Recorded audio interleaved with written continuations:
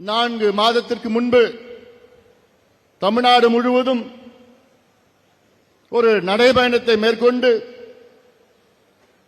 ஒரு விழிப்புணர்வு ஏற்படுத்தி திமுகவுடைய அவல ஆட்சியை பற்றி அனைத்து தரப்பு மக்களை சந்தித்து அதை தெளிவுபடுத்தினேன்.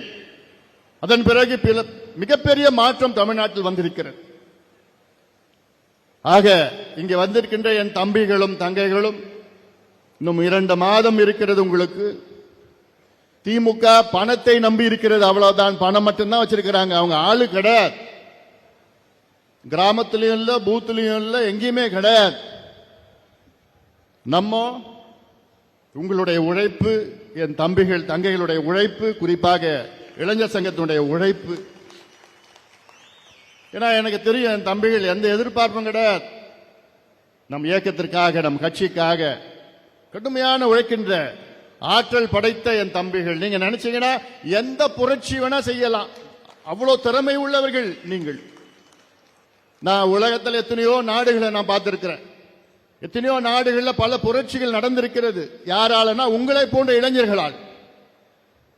2011 2012 அந்த காலத்திலே அரப் ஸ்பிரிங் ரெவல்யூஷன் என்று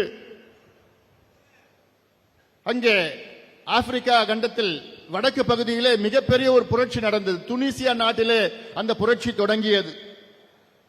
பிறகு லிபியா, ஈஜிப்ட் போன்ற நாடுகளில் அந்த புரட்சி பரவி 27 ஆண்டுகள் 30 ஆண்டுகளாக ஆண்ட அதிபர்களை ஒரே வாரத்திலே தூக்கி எறிய வைத்த அந்த நாட்டின் இளைஞர்கள்.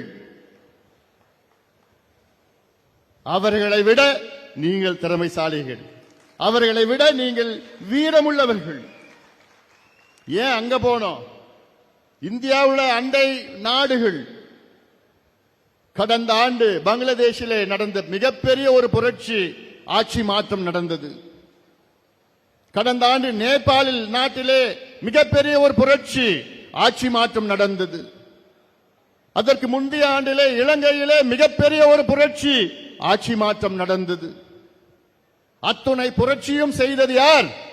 உங்களை போன்ற இளைஞர்கள் தான். அவர்கள் செய்த அந்த புரட்சி சில நேரத்திலே வன்முறை இருந்தது, அதை நாம் தவிர்க்க வேண்டும். ஆனால் தமிழ்நாட்டிலே ஒரு புரட்சி உங்களால் நடைபெற வேண்டும், நடைபெற்றுக் கொண்டிருக்கிறது. இன்னும் இறுதி கட்டம், இன்னும் 2 மாதத்திலே. அதனால்தான் களத்திலே இறங்குங்கள். இந்த தீய சக்தி திமுகவை பற்றி சொல்லுங்கள், இந்த ஊழல் திமுகவை பற்றி சொல்லுங்கள், இந்த மக்கள் விரோத சக்தி திமுக, பெண்களுக்கு எதிரான சக்தி திமுக, கஞ்சா விற்கின்ற திமுக, மது விற்கின்ற திமுக, கேடு கட்ட திமுக ஆட்சியை பற்றி நீங்கள் வீதி வீதியாக, வீடு வீடாக, ஊர் ஊராக சொல்லுங்கள். சொல்லி ஒரு மாற்றம் உறுதியாக நடக்கும், உறுதியாக நடக்கும். நல்ல கூட்டணிகளே நாம் சென்றிருக்கின்றோம். தமிழ்நாட்டிலே அண்ணா திமுக தலைமையிலான தேசிய ஜனநாயக கூட்டணி, மிகப்பெரிய கூட்டணி, வெற்றி கூட்டணியில் நாம் சேர்ந்திருக்கின்றோம். உறுதியாக நம் கூட்டணி வெற்றி பெறும். குறைந்தது 200 தொகுதிகளில் நாம் வெற்றி பெறுவோம். குறைந்தது. என்னுடைய ஆசை திமுக ஒற்றை இலக்கு தான். எண்ணிக்கையில 10க்குள்ள அவ்வளவுதான் வருவாங்க. அது பார்த்துட்டு தான் இருப்பீங்க.